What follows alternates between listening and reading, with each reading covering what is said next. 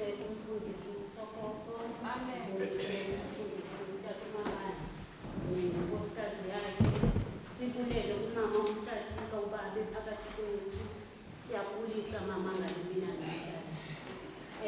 Le mini yanamhlanje yimini besibekile siyi-Mothers Union okokuba ngale mini sizabe sini-apha sithetha nabantwana ngokwasesikolweni. Ithi ke ngokulonto sidla ngobanika izipho abantwana bethu. Cha ngale mini ke ukuba yonke into yenzeke kufutshane sisuke ewedini. Izipho zabo zawuphinda zilandele, ndiyazibophelela ke kuloo ndawo. Apha namhlanje simi nomama uMsadu uMarhadebe. Sanibabonga naSisi. Amen. Ndabulela ukuthi intoba sisahamba kunye le ndlela. Amen.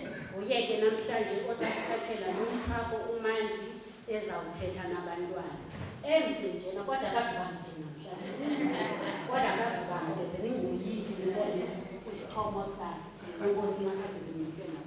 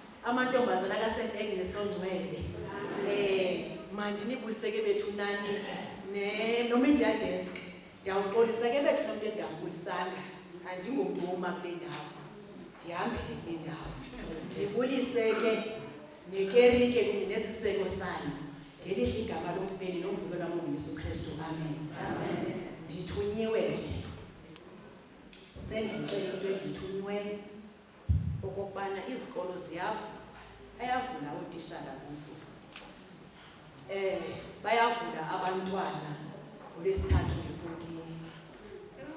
Utheke umama usekela nomqulu wakhe mandize ebantwaneni nasebazalini okoba kulindeleke ntoni. Mna ke ndingutitshala kazi wase-Foundation Base and I'm proud Foundation Base teacher. Andinqweneli noba ndiyoba yititshala yase-high school. Injanje uyiminyaka ndipha kula Foundation Base. Aba bangakwazi ukubhala benziwe ndim ngoba basuka kubo, kodwa ke laba bakwazi benziwe kwasithi nge-Foundation Base. Siyayazi mos wonke umuntu unayo impendulo yalo mbuzo ubuzwa apha kulindeleke ntoni. Uba ndingathi masiphakamise isandla akho mntu unganabi nayo impendulo apha, kodwa ke kuba sibaniza ndizothi masisiphakamise. Ndizawuthetha ke le nto ndiyazi into yobana uyayazi mfam yenzeka. I-uniform into yokuqala kusifama umntana unayo i-uniform xa esikolweni, and siyasazi sizathu soba makunxibe i-uniform. Andizosicacisa zincwadi zonke izixhobo zobhala. Asiye emasimini sithi siyohlakula kodwa siphethanga ngapha. Uyohlakula ntoni? zezo zinto obusesizindelekileyo kwamasibe khona emntaneni. Nditheke ndawujonga uthengo sizithethe ngomntana nomzali. Ndabona ke mna into yobana ukwelambisa emnyama bendizilungisile i-teaching aids. Qha ke ukuboneke kusasa uxelelwe enye into sikuphazamise ke ngoku le nto uzayenza ndizilibele phezu kwesitulo. Kukho imbiza emnyama le siyaziyo siyayazi sonke laa mbiza emnyama kuphekwa ngayo phandle. Laa mbiza imnyama ineminenze emingaphi? 3. Ke laa mbiza ke inalaa minenze 3 ngutishara, ngumntwana, ngumzali. Ukuba ke laa mbiza ukhe wophuka omnye umlenze mosi ngizawuthi ayilahlwa mosi lapha ekhaya xa uphula kumele ufakwa nezitele. Kodwa ke ngoku into eza kwenzeka uzawuthi ke ngoku usazamisa hlamba umngqusho ufake isitele isikusityibile isitele uthi nomngqusho uchitheke. Ndithe ke xa ndiyijonga ndathi le nto ke ngoku kufuneka kwenzeke ntoni? Kufuneka i-preparation ne-support. Kufumeneka i-commitment ne-communication phakathi kwaba bantu bathathu bendithethe ngabo apha. Ndithe ke mos ndise-foundation phase. I-foundation phase iqala ku-grade R iyoma ku-grade 3. U-grade R ngabo bantwana basafikayo. Apho ke wena ke mzali uzawuthi ayisuka noba uya ngesikolweni usaqala uzawutsho nitsho ngosuka abantwana ba-grade R noma-grade 1 ayisuka kawuhlale sizawupeya nge-31 uyabuya nge-31 ekapa akho nento eniyenzayo nitsho ngosina abazali. Kanti ke ayikho njalo loo nto. I-foundation sisiseko ndayicacise loo ndaba. Nendlu uyayakha iqala ku-foundation. Ukuba abakhi baphose i-foundation wakhe ke wena kufake i-aluminium doors, aluminium windows, trailing door, tontoni, kodwa liqalithanda lisuka phi kwi-foundation. Le nyuka ithanda iqhekeke i-aluminium yodibhala kaqapha phantsi. Kanti ke kufuneka sihoye phezantsi singahoyi u-grade 12. Phaa kwa-grade R abantwana bayadevelopha cognitive skills, motor skills. Ewe, they learn through play. Bafunda betheni bedlala kodwa betheni bedevelopha into esingayiqondiyo ke thina ke. Ndiza kwenza umzekelo mos ndithe izikolo ziyavulwa ngolwesithathu. NgoLwesihlanu i-department ithumela iphepha elizawubhala. Ndicela nokuqala kwa-grade 1 kuthiwa xa libizwa yi-diagnostic test. Wazi ntoni lo mntana tishara phambi koba udilishane naye? Lo ke ngokusekapa ke ngoku uzakwaziwa njani ngutishara uba wazi ntoni naye? Kubalulekile ukuba umntwana aye esikolweni rhoqo yonke imihla. Mzali msapote umntwana. Umsapota njani lo mntwana? Umsapota ngokumntwana makayazi umntwana ubana kufuneka evukile ebheke esikolweni. Siyabazi ke mos into yokubana bangaba bangaba. Kodwa umntwana xa ebona imfundo ixatyisiwe ekhaya uyayixabisa naye. Aba bantu ke base-foundation phase ndizabaquka ke ngoku ngoba ndithi khona into endaxelelwa kusasa. Aba bantu base-foundation phase ngabantu aba-fragile, ngabantu aba-easily breakable. Njani nemsathu? Bangabantu abakhathazeka msinyane. Uyawuzaba elila mhlawumbi kuyabhala uzawuthi ubone aliyinyembezi athi miss u-Anathi undiphoxile bathi undilakazi. Oh ngimntakulaka ewe uthe ntakulakazi uthe ayisuka le nto ingenayo nerabha ingena netontoni. Uyayibona loo nto leyo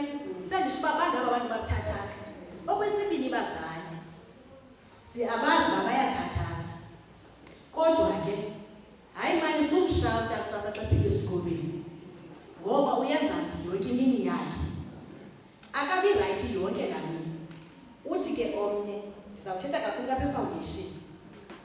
Uthi man ondiyabona uhlepha ungubwe ngabanye. Eze ke ndithi mna ke yintoni eze athi chi. Ndithi yintoni athi ke nako umakhulu undibethi. Ndithi ke mna kubedla lo umakhulu. Chi. Wona nje lento kamakhulu yonke leqhoko kusasa umakhulu uhleli nje yandishawuta uhleli nje yandiphasa. Ngoku ke mna ke ndasike ndamqhoba ngempama.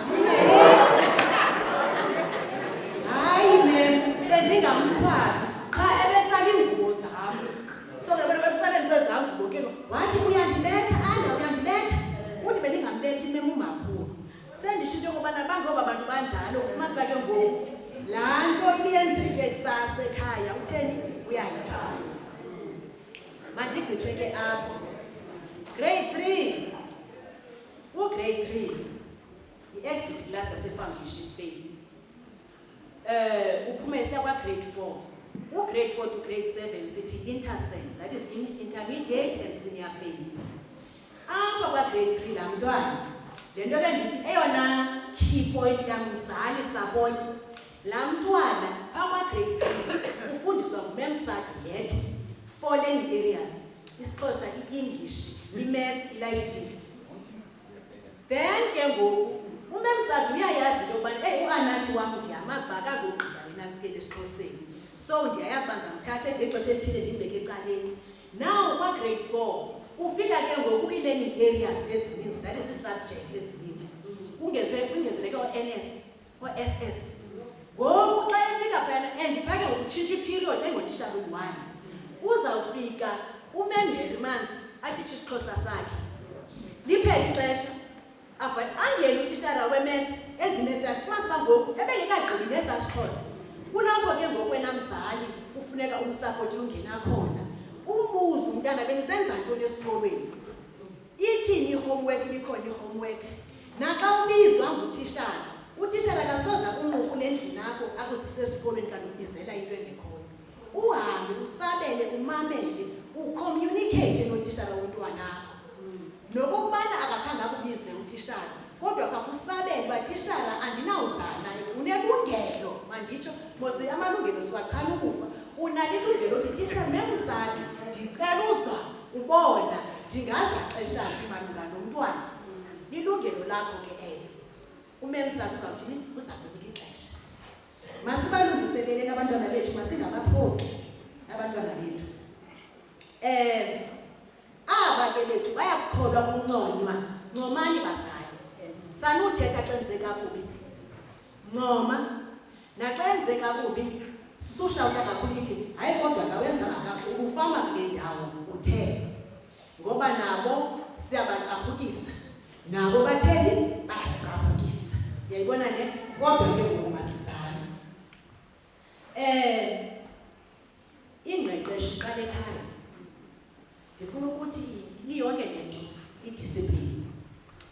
Umntana nasekhaya kufuneke ne-routine njengoba nasesikolweni kune-routine.